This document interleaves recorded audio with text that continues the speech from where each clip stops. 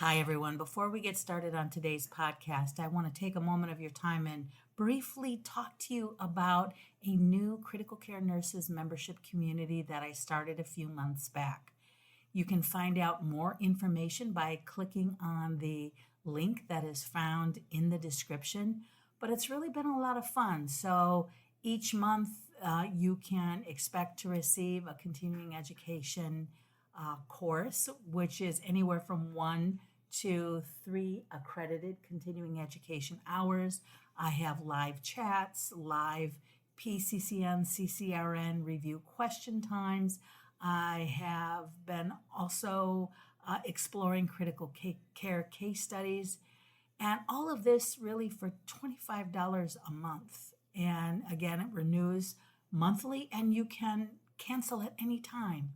So come and take a look. Come and take a look at what I have available now as courses that you can take as part of being a member.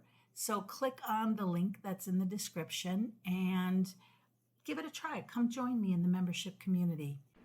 Hello and welcome to episode 11 of the CCRN review, where we are taking a step-by-step walk through the core curriculum for critical care nursing. In this episode, we are going to be talking about cardiovascular assessment and particularly honing in on the items that you are most likely to encounter on the CCRN exam. So welcome to all of you who are new to this core curriculum review, and welcome back to those of you that have been in previous episodes. My purpose in splitting up the episodes in the way that I do is for you to be able to tailor make your CCRN review based on your learning needs. Another thing I like to mention right before we get started, and that is please head over to my website, which is called kayhoppe.presents.com, KAYHOPPE presents.com, where you'll find the layout of podcast episodes that will be coming soon, as well as brain teasers that will help you to think about and prepare for the CCRN review based on the content that has been presented thus far. While you're on my website, please remember to subscribe so that you can get notifications of podcasts and other kinds of activities that are coming your way. So without further ado, let's get into talking about cardiovascular assessment. Certainly when you think about the most common chief complaints regarding the cardiovascular system, two that are probably the highest on the hit parade include chest pain and shortness of breath. One of the things that you will find on the exam is AACN wants to make sure that you know how to differentiate the different types of chest pain and the patient presentation that goes along with it. So let's take a moment and walk through the different things that can cause chest pain and some of the associated signs and symptoms. So first of all, of course, we have angina or angina, depending upon if you went to the angina or angina school of nursing. And so when we think about angina, we always look at the E's as elements that provoke anginal pain, and that includes exercise, exertion, exposure to extremes of temperature, emotional distress, eating, and then also not an E, but certainly one of the factors that can precipitate anginal pain, and that is smoking.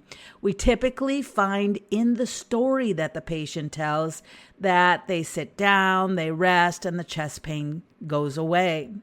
Maybe we find that the patient is also on an anti-anginal medication. Maybe the patient's on a nitrate, for example. But what is it then that separates angina from crescendo angina or unstable angina?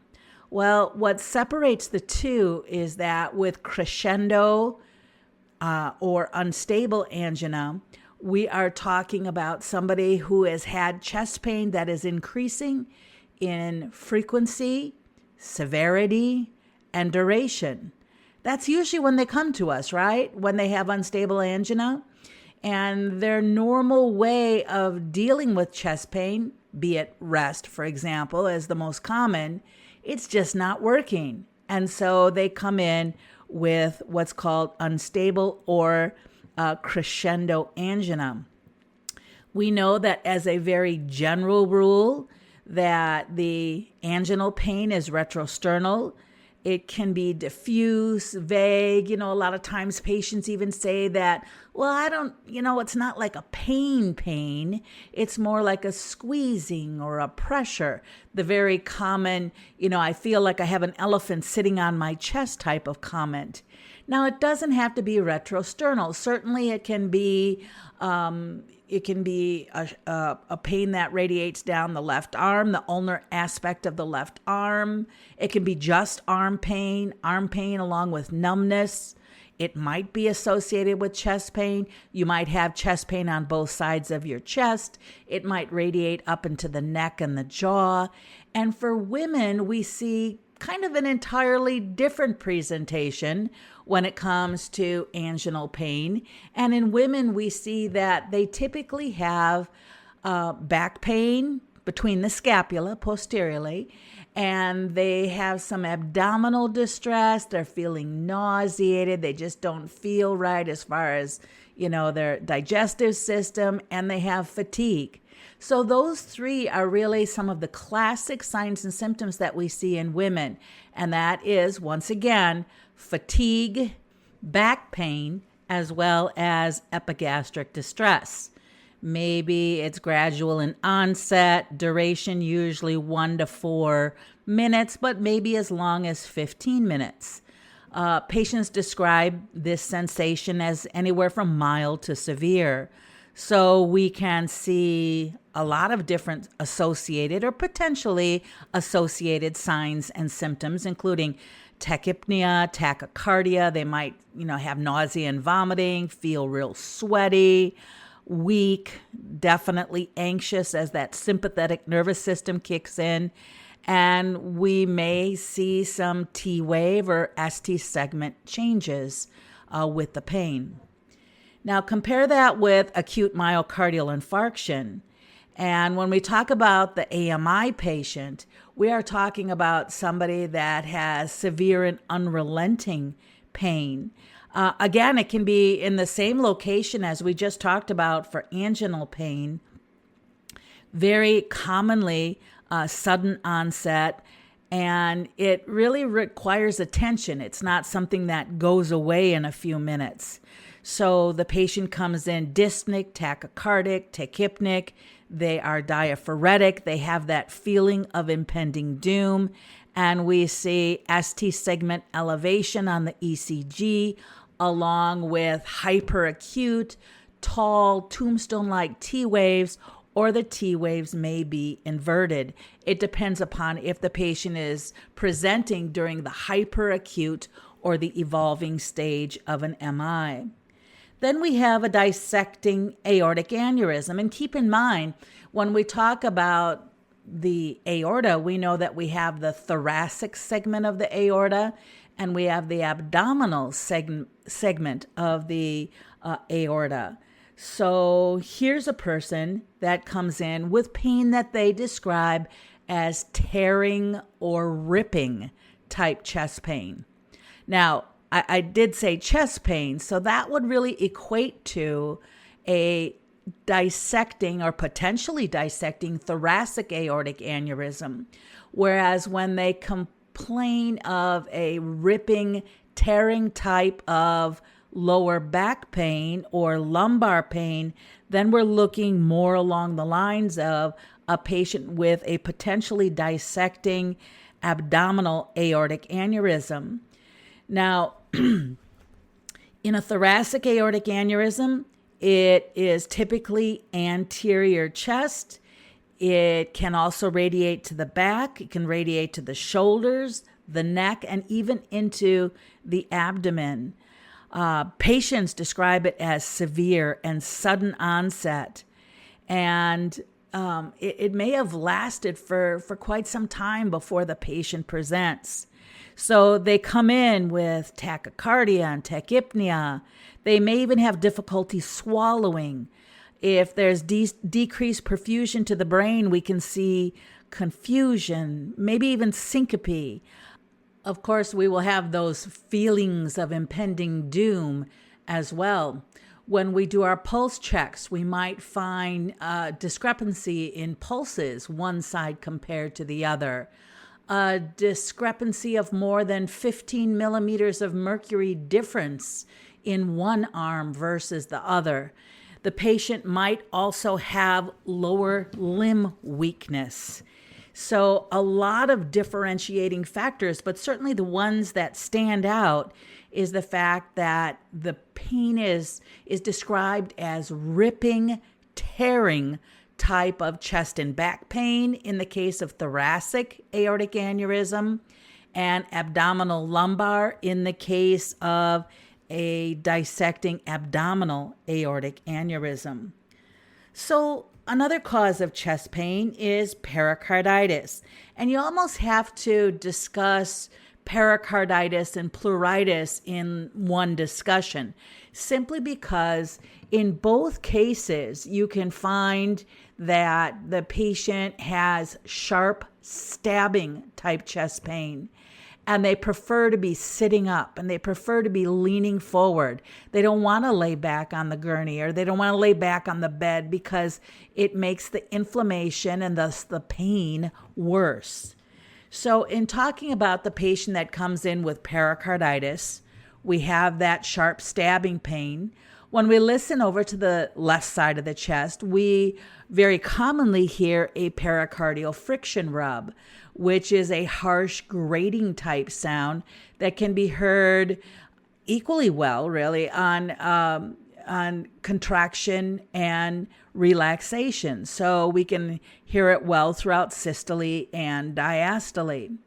Now, if it's over on the left side of the chest, it indeed could be a left-sided pleuritic type of chest pain as well.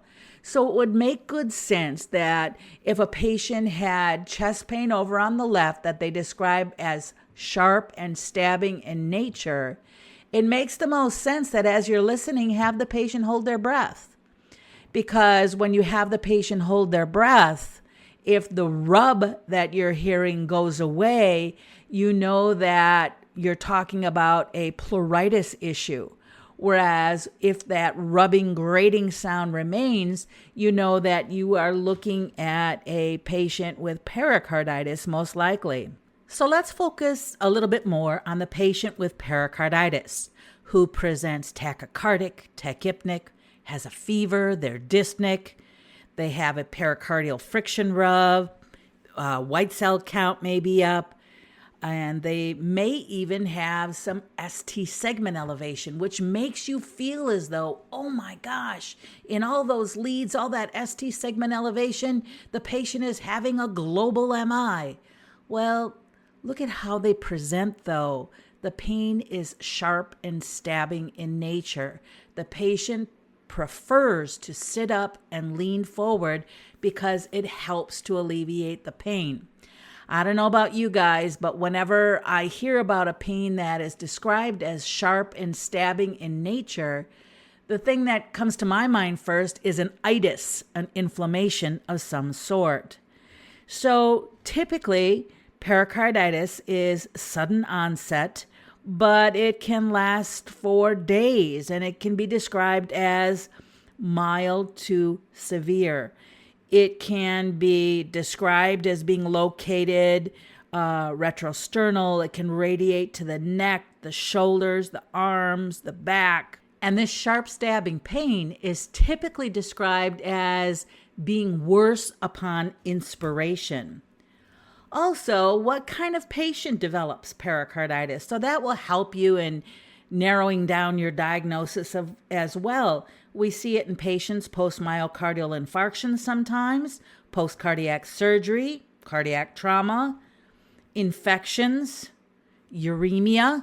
That's why it is, guys, when patients that have chronic renal failure come in with pericarditis, We always suspect the possibility of a pericardial effusion, and we do an echo. And this is really true of any patient with pericarditis, because when you have inflamed pleural layers, one of the worst outcomes of that is the accumulation of fluid and the possibility of cardiac tamponade as a result.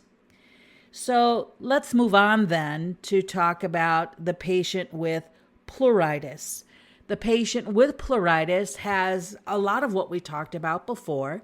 We said that the patient has sharp stabbing type chest pain. Doesn't have to be retrosternal. It can be anywhere across the chest. And it's also associated with accentuation upon deep inspiration. The patient will prefer to be sitting upright. Patient is dyspneic, tachycardic. And when you get into the story, they typically have had some sort of respiratory infection prior to coming in. So maybe this is a person that presents with pneumonia, as an example. Another cause for chest pain is pulmonary embolism. And remember, and we'll get into this a bit more when we get into the respiratory section of the core review. Remember that there are 3 predisposing factors that predispose somebody to the development of PE. And that is, it's known as Virchow's triad. And that's venous stasis, hypercoagulability, as well as anything that causes injury to a vessel wall. So those kinds of things make you think about whether or not your patient is kind of set up for a pulmonary embolism. These patients come in with substernal or retrosternal chest pain that is described very commonly as, again, sharp, knife-like shooting. Sometimes they call it a deep ache or a pressure type sensation. And it also is worsened by deep inspiration or coughing. So you see, there's a lot of overlap here with respect to other etiologies of chest pain, including the patient with pericarditis and the patient with pleuritis. So looking at the things that might set the patient up for PE, that's really important because that helps us kind of come in for our diagnosis, of course, along with other diagnostic studies. Now, these patients come in tachycardic, tachypneic, dyspneic. They may have a cough, definitely that feeling of impending doom. They may show various atrial types of dysrhythmias. They may also have a right-sided S4, and we're going to be getting into talking about S3s and S4s in just a little while. So we might hear a right-sided S3 or S4. If the right ventricle is failing as a result of the PE, we could also see jugular venous distension.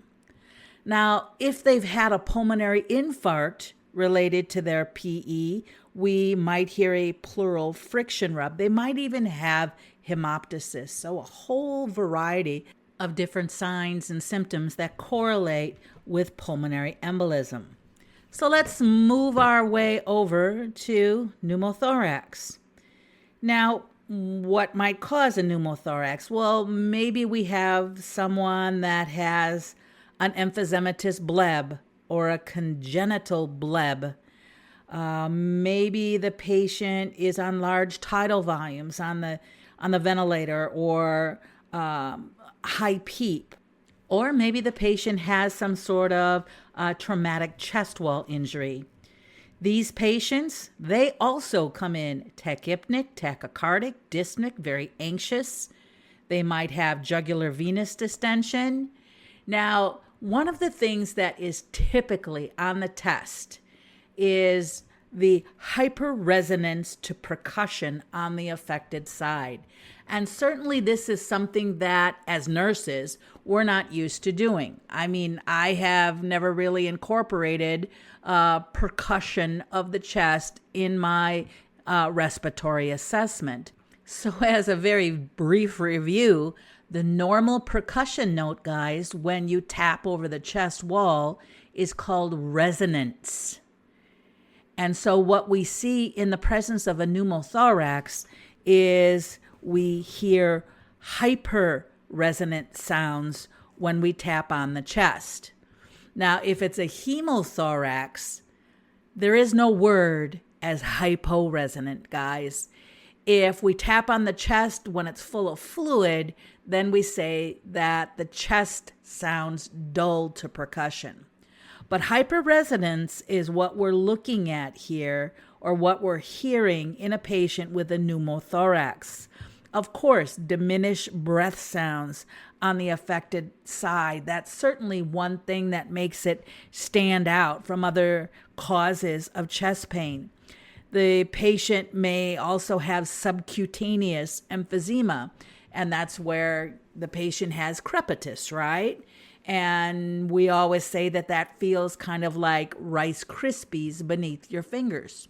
In the case of a tension pneumothorax, we may even note tracheal deviation. Now, those patients, the patients with a pneumothorax, they describe their chest pain as tearing and sharp and worsened by breathing. Now, this pain can be located lateral chest. It may be radiating up to the shoulder, the back, the arms. Very commonly, it's sudden onset, and it's described as mild to severe. So dyspnea is a big signal here, along with unilateral absence of breath sounds. Of course, this is the type of patient that we are going to insert a chest tube into.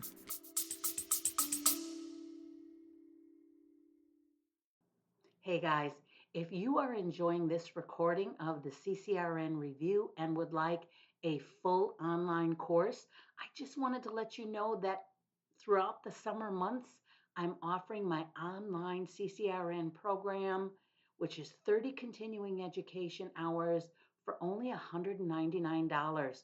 This course normally is $299, and now for the summer, I am offering it at this special low price. So you can click on the link in the description, or you can head over to khoppypresents.com for more information and to order if you'd like. Now back to the podcast. All right, next type of chest pain is GI related. And so when we talk about GI pain, patients typically come in with mild to moderate severity of chest pain. It might be gradual or sudden. As far as the duration, it might be minutes to hours to days. So this might be an unrelenting type of pain that has lasted a while. So the associated symptoms here, patient can complain of vomiting and nausea, feel dyspneic, have diaphoresis, as well as anxiety. They typically will say that sitting up or using antacids help them, and they describe the quality of the pain as being dull, kind of heartburn-like, burning, squeezing, and it's worsened by eating or supine position. So some of the things that can provoke a GI-associated chest pain includes smoking and stress and caffeine and alcohol and real acidic foods or foods that are high in fat. Musculoskeletal chest pain, however, is one that is very positional. And what I mean by that is that patients will complain that it's stabbing or sore or tender, and the pain is worsened by a certain type of movement in most cases. So it's localized to one side of the chest or the back or one area, and it's described as mild to moderate. Maybe a gradual or a sudden onset as far as timing's concerned, and it may have lasted for weeks. So the patient comes in tachypnic, Sometimes they can have splinting respirations. They don't want to take a deep breath because it hurts. And the pain is very localized and tender. So then you want to evaluate whether the patient has put any excess stress on the musculature of the thorax or arms or shoulders. In Wisconsin, in the winter, it's very common related to shoveling snow, for example. Or it could be related to raking the leaves, anything that puts excessive stress on the arms, the shoulders, the chest that the patient is not used to. Maybe the patient just started taking a weightlifting class and comes in with chest pain that is localized and palpable. So that's very commonly relieved by NSAIDs. Last but not least, we have psychosomatic chest pain, and that typically is related to stress. And patients with psychosomatic chest pain come in with precordial pain that they can describe as anywhere from dull and aching to sharp and stabbing. It might be superficial, onset, gradual, or sudden. And these patients come in almost looking very much like they're having a panic attack. So they are tachypnic, they're dyspneic, they have palpitations, dry mouth, they may feel dizzy, they might have tingling of the hands or lips, and very frequent sighing.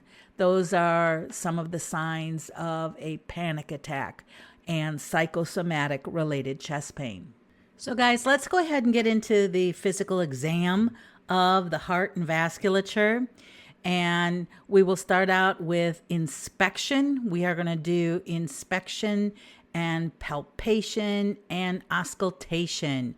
There isn't a whole lot of percussion when it comes to the cardiovascular system, so we will stick with the other three. I'm going to be spending the majority of our time talking about heart sounds. So we're going to start out with just a very brief review of terms and normals. We'll start out with that first. First of all, keep in mind that when we talk about orthostatic changes, that is a drop of 15 millimeters of mercury systolic or 5 millimeters of mercury diastolic when standing. And also keep in mind that we have to wait 2 minutes before taking a blood pressure and heart rate after changing positions in order to determine that somebody is orthostatic. Also, keep in mind that a variation of up to 15 millimeters of mercury between arms is considered to be normal. And also, we anticipate the pressure in the legs to be about 10 millimeters of mercury higher than the upper extremities. Also remember for the exam, pulse pressure. Pulse pressure is where we take the systolic blood pressure and subtract from it the diastolic blood pressure. And so we see the pulse pressure narrow when we have increased sympathetic tone, increased catecholamines. Now that might be the patient's endogenous catecholamines, or it might be the person who we have on catecholamines via continuous IV infusion. Normally, we would expect a pulse pressure to be somewhere between 40 and 60 millimeters of mercury. As that narrows, we think about increased sympathetic tone and we think about shock. When the pulse pressure widens, we think about things like increase in intracranial pressure, and we also think about the possibility of sepsis as the patient dilates out. Also, cyanosis, let's talk about it with inspection, and particularly peripheral versus central cyanosis.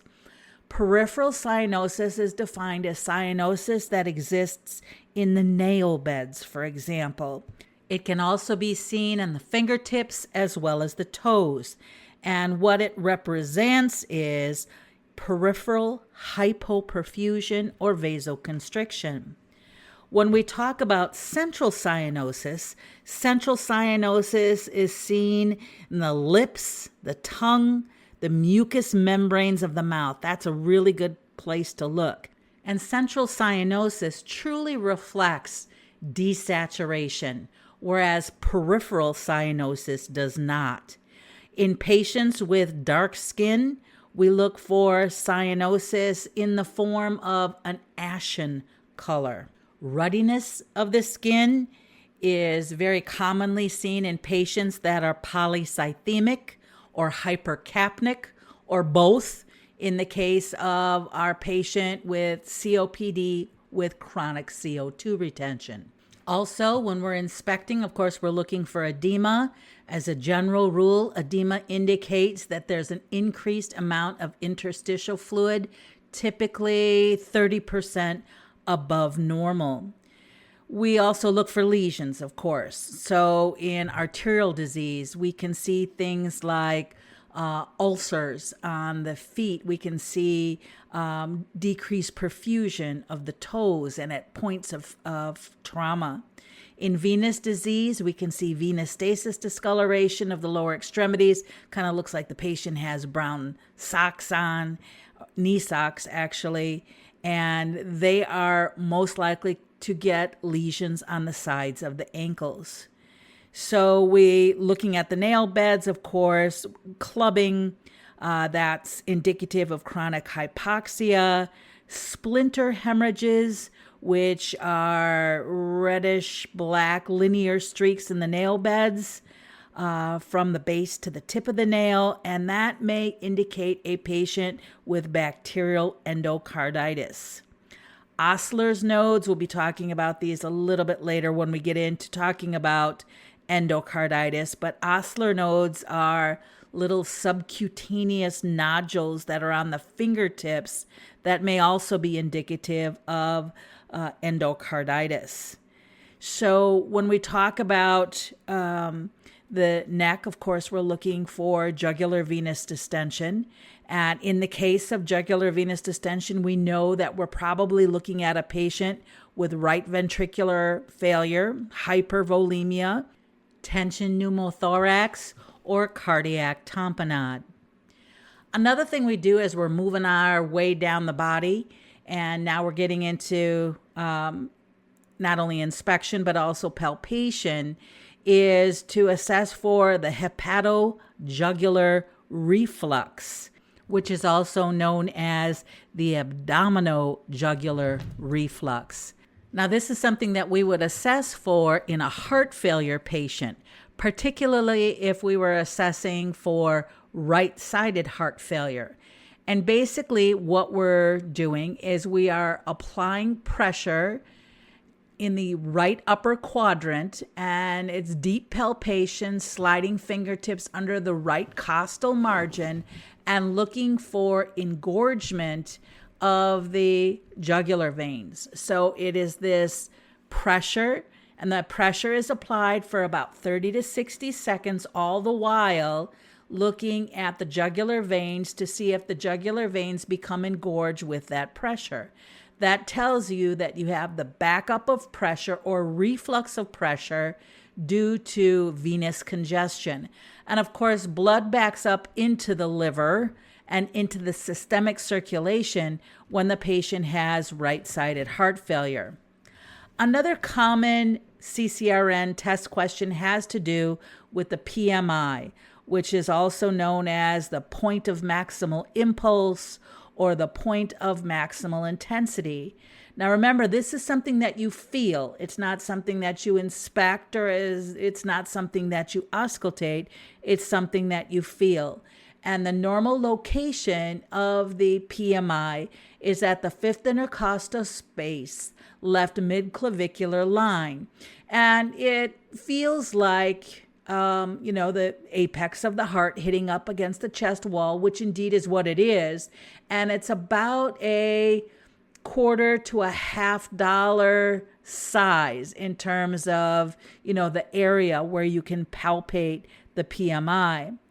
So we see, for example, that the PMI is displaced laterally in association with patients with left ventricular dilation or left ventricular hypertrophy.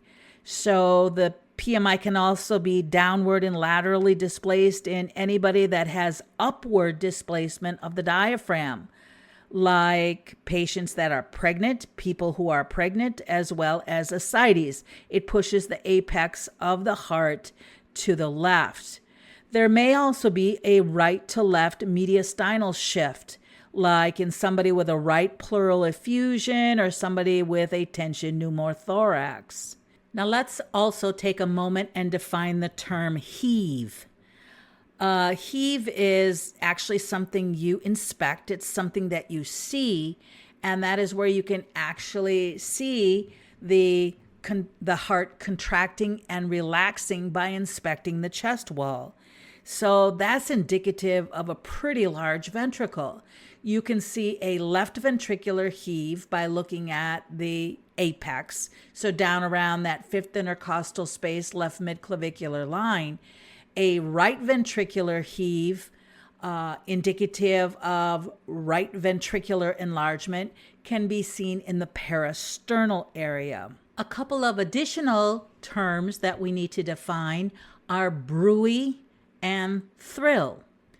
A thrill is something you feel, okay? So it's palpation, whereas a bruit is something that you hear.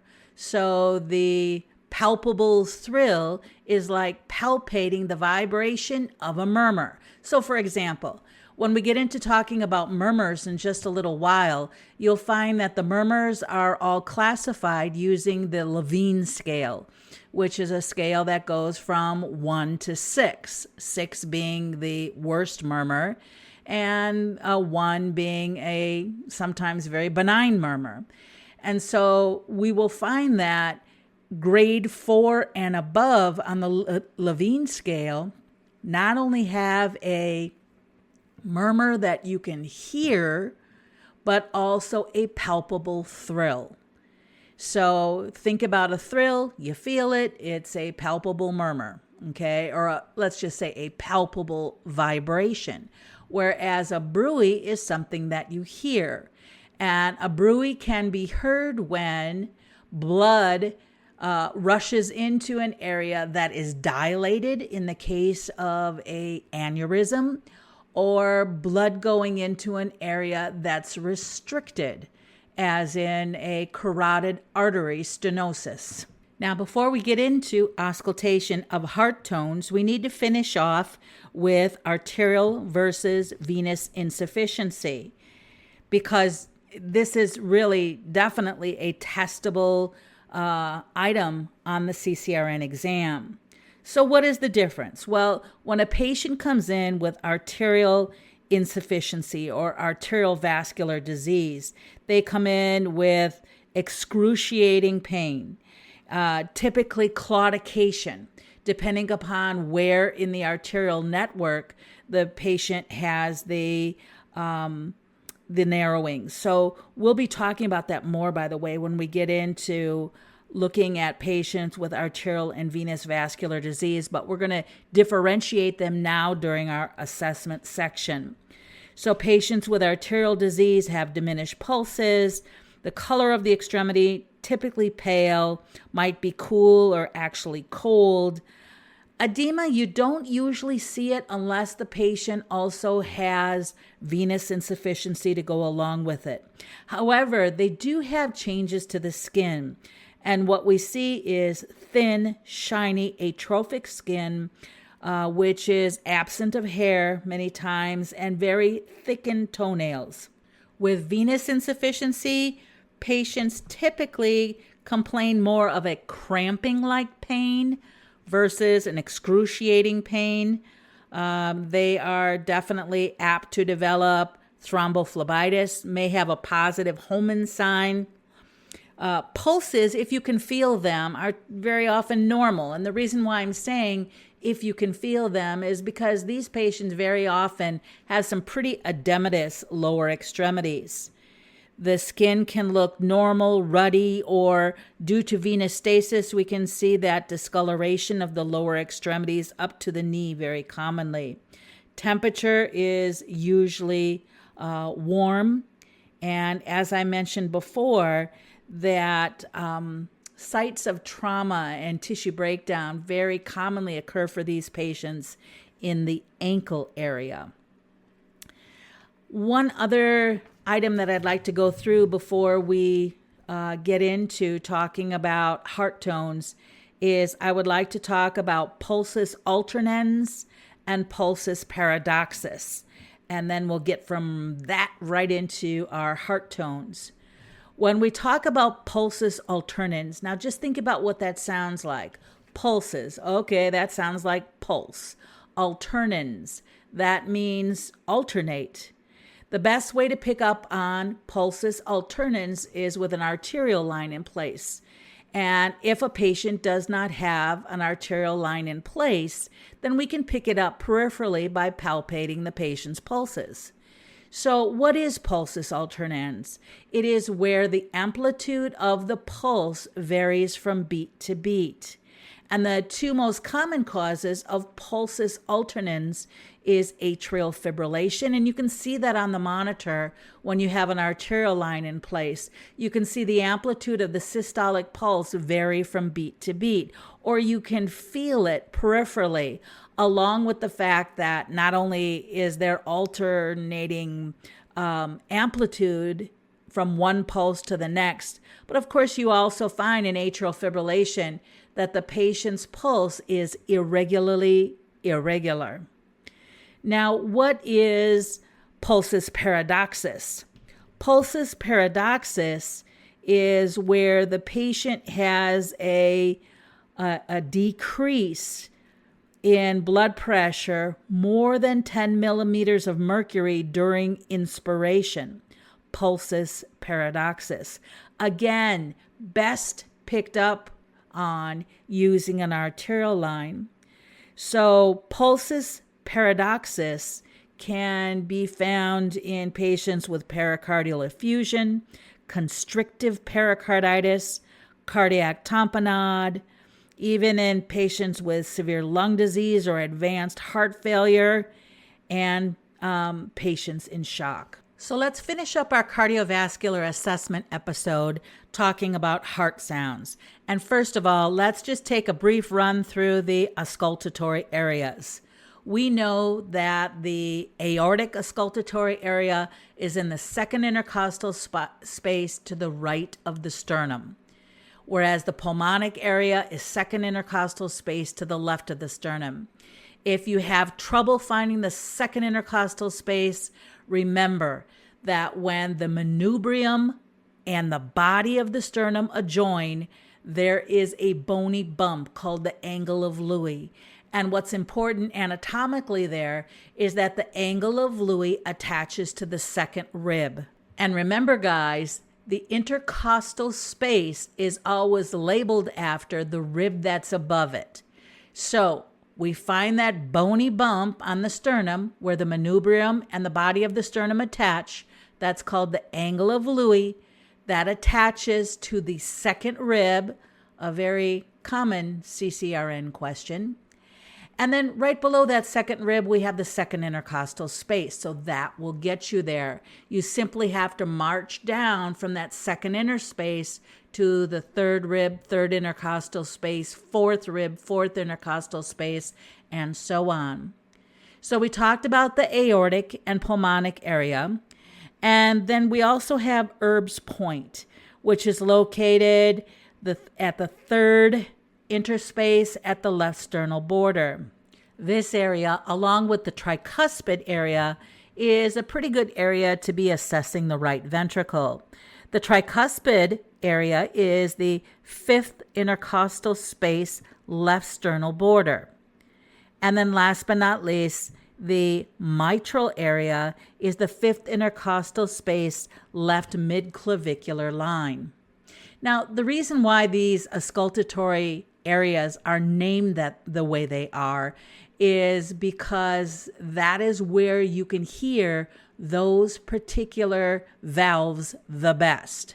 So the aortic and pulmonic area, that's where you can hear the semilunar valves the best, whereas down around the lower left sternal border and at the apex, that's where you are best able to hear the AV valves close. And by the way, it's AV valve closure that produces S1, and it's semilunar valve closure that produces S2. So they produce our lub and our dub. If you need a review on anatomy, please head off to episode 3, where we get into a full-blown hour on cardiovascular anatomy and physiology. So let us set our focus on extra sounds and murmurs. And let's start off with S3. S3 is a diastolic murmur. So remember, diastolic murmurs are heard between S2 and the next S1. And S3 is actually an early diastolic sound. So it sounds like lub-dub-up, lub-dub-up, lub-dub-up, lub-dub-up. Now, think about diastole. What happens, guys? Ventricular diastole. The AV valves open up, and we have this immediate rushing of blood that had been accumulating in the atria. That blood just literally dumps down into the ventricles during early diastole. If you have somebody that has a non-compliant ventricle, and you might be saying to yourself, okay, what causes a ventricle to be non-compliant? Well, it might be an ischemic ventricle. It could be a ventricle that already is overfull because of heart failure. It could be a ventricle that has had previous MIs in the past and is not very distensible, making it therefore non-compliant. Any one of those things can cause ventricular noncompliance. And all of a sudden, this ventricle is confronted with all this volume that comes down the moment that the AV valves open. And what you're hearing as an S3 in early diastole is the vibratory sound as that blood tries to rush down into the right or left ventricle. Because there can be a right ventricular S3, the sound located closer to the sternum, or there can be a left ventricular S3, sound heard closer to the apex. The S3 is a low-pitched sound, so therefore it's best heard with the bell of your stethoscope. It's best heard with the patient supine or up to maybe 30 degrees. You can even accentuate it by having the patient roll over on their left side. That can help accentuate the sound.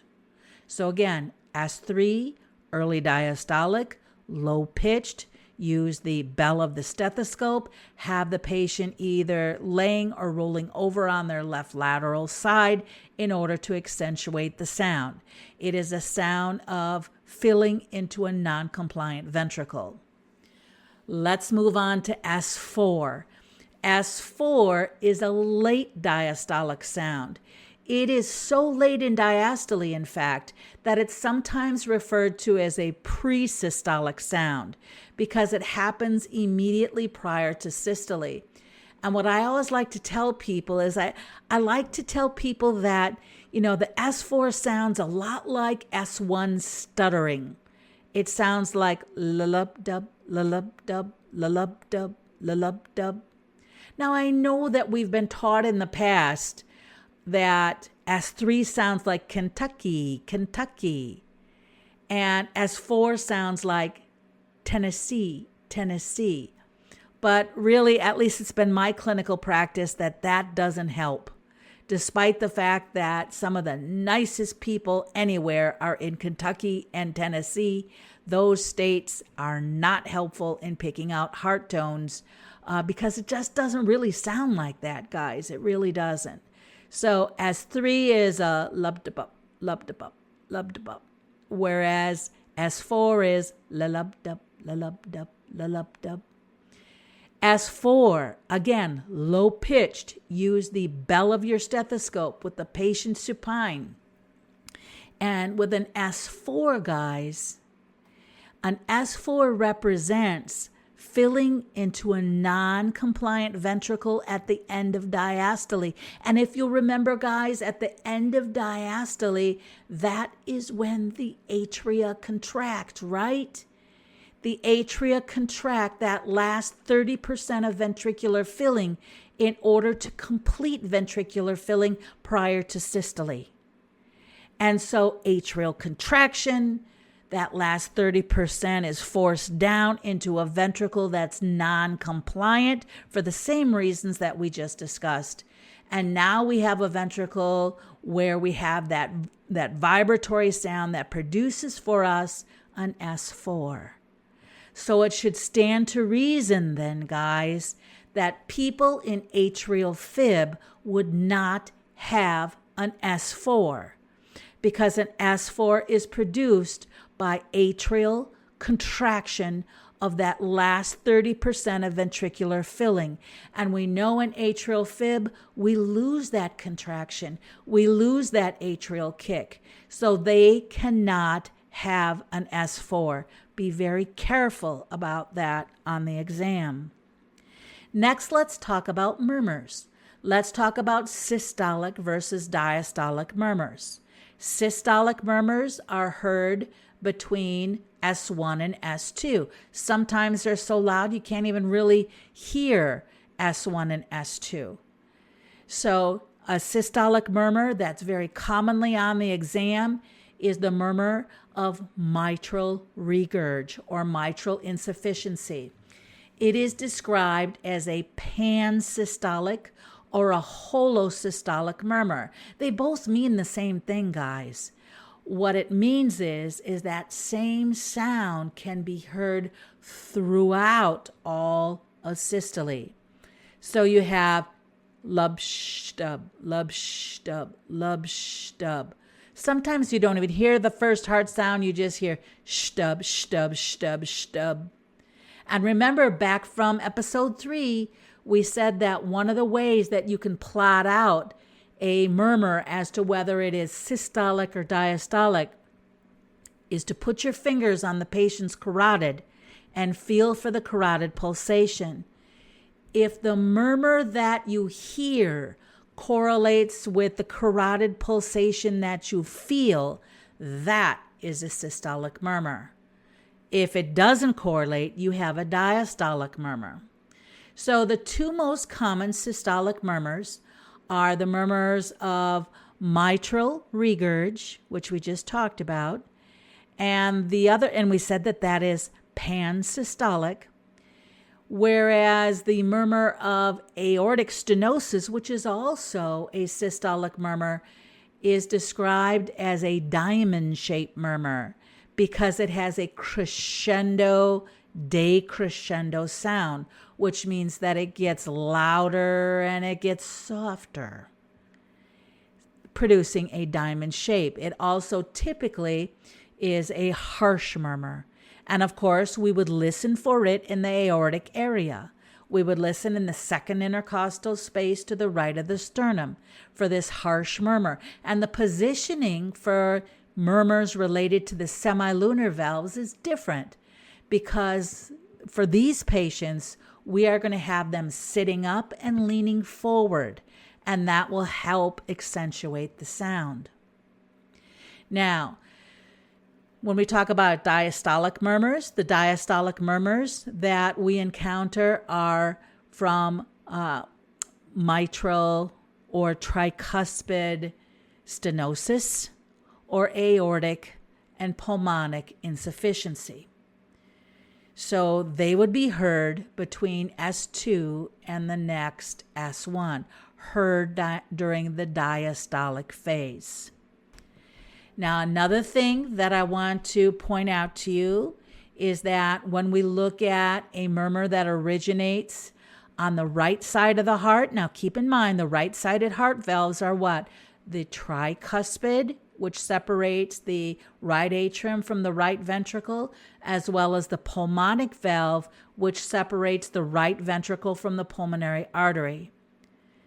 Whereas left-sided heart valves are the mitral, in between the left atrium and left ventricle, and the aortic, in between the left ventricle and the aorta. Now, where am I going with this? Right-sided heart valve murmurs can be made louder by having your patient take some deep breaths, because that negative pressure is confronting the right side of the heart with more flow. So upon inspiration, right-sided heart murmurs will get louder. So that's one way, as well as their location, one way that you can help to differentiate a murmur that originates from a right-sided heart valve from a murmur that originates from a left-sided heart valve. So finally, when we talk about murmurs, we need to describe them. We need to talk about whether or not they're heard in systole or diastole. Sometimes we have murmurs that we can hear, because of a couple of different valve-related issues. So, the heart sounds like a mess. You hear murmurs on both systole and diastole. We want to know if that murmur is associated with a palpable thrill. Now, earlier we talked about the Levine scale, and we said that the Levine scale goes 1 through 6, and anytime you hear a murmur, put your fingers over that murmur and see if there's a palpable vibration beneath your fingers. If that's true, the patient is said to have a palpable thrill. If there's a palpable thrill present, you know that the patient has a grade 4 or above murmur. The next thing you do, which helps differentiate grade 4 from grade 5 and grade 6, is just tip up your stethoscope a little bit where an edge of the stethoscope is off the chest and see if you can still hear the murmur. If you can still hear the murmur, we know it's minimally a grade 5. Now I want you to lift that stethoscope off the chest by about a half inch to an inch, and see if you can still hear that murmur. So if you have a palpable thrill and you can actually take the stethoscope a half to an inch off the chest in that area and still hear that murmur, you've got a grade 6. If you can't hear it, but you can hear it if you have the stethoscope partially applied to the chest, then you have yourself a grade 5 murmur. So I hope this session has helped you review your cardiovascular assessment skills. Now, most of the cardiovascular assessment related questions will be incorporated into case studies as you go through the CCRN, although there may be some questions that rely just on rote memorization. So guys, I want to thank you for being with me today and to, spending your time and going over cardiovascular assessment. I encourage you to please go to my website and subscribe so you can be notified of future podcasts and events and brain teasers that I'm sending your way. Again, it is khoppypresents.com. Thank you so much for being with me today, guys, and take care. Bye-bye.